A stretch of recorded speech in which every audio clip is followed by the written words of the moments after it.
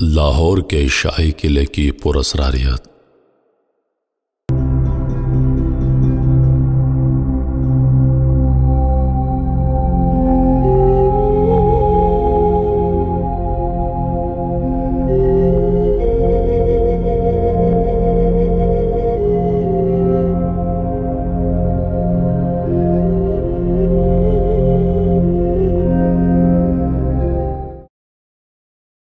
یہ کہانی شاہی قلعے میں رات کو ڈیوٹی دینے والے بلال نامی شخص نے ہمیں بتائی۔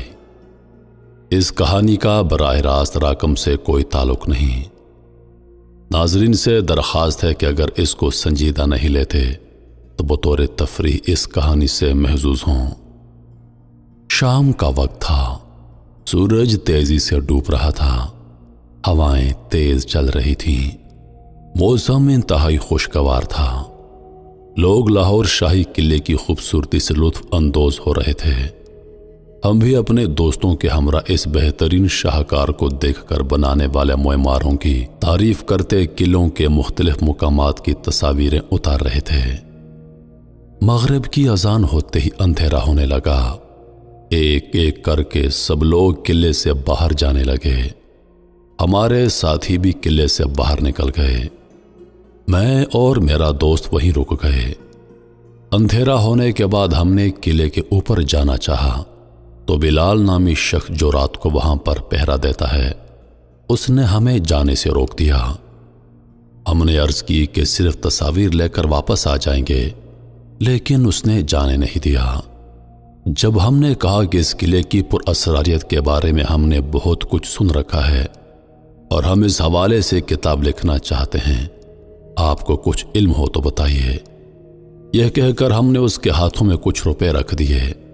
پیسے دیکھ کر اس کی آنکھوں میں چمک آ گئی۔ وہ ہمیں اوپر سیڑھیوں تک لے گیا اور کہا، یہاں بہت عجیب و غریب واقعات رونما ہوتے ہیں، بہت بار تو میرے ساتھ ہوا ہے۔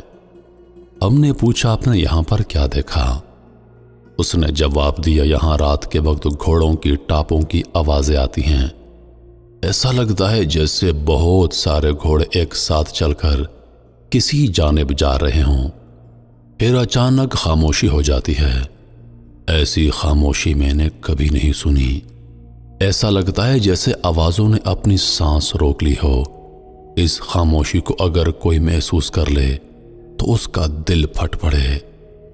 تھوڑی دیر خاموشی کے بعد کسی کے قدموں کی آوازیں آتی ہیں، جیسے کوئی بہت جاہو جلال سے چل رہا ہو۔ اچانک قدموں کی آواز بند ہو جاتی ہے اور کسی کی بلند آواز فضا میں گونجتی ہے۔ وہ آواز کس زبان میں ہوتی ہے اس کا تو مجھے معلوم نہیں، لیکن کوئی بہت تیز چیخ کر بات کر رہا ہوتا ہے۔ تھوڑی دیر بعد بہت ساری آوازیں ایک ساتھ گونجنے لگتی ہیں۔ شور اتنا بڑھ جاتا ہے کہ کان کے پردے پھٹنے لگتے ہیں۔ پھر تلواروں کے ٹکراؤ کی آوازوں سے پورا قلعہ گونج اٹھتا ہے۔ تھوڑی دیر تک یہ سب چلتا ہے، پھر لمبی خاموشی، جیسے برسوں سے یہاں کوئی تھا ہی نہیں۔ قبرستان جیسا گہرا سناٹا چھا جاتا ہے۔ ہم نے پوچھا، تم نے کبھی جاننے کی کوشش نہیں کی کہ آوازیں کہاں سے آتی ہیں؟ کہتا ہے، ایک بار میں نے ہمت کر کے جاننے کی کوشش کی تھی۔ جس طرف سے آوازیں آ رہی تھیں اس طرف گیا۔ جیسے ہی میں اس طرف پہنچا، کسی نے مجھے پیچھے سے آواز دی۔ میں نے پلٹ کر دیکھا تو کسی نے مجھے زوردار دھکا دیا اور میں زمین پر گر کر بے ہوش ہو گیا۔ جب ہوش آیا تو میں قلعے کے باہر ایک کونے میں پڑا تھا۔ اس کے بعد میں کبھی رات کو اس طرف نہیں جاتا، نہ کسی کو جانے دیتا ہوں۔ یہ سن کر میری ہنسی نکل گئی۔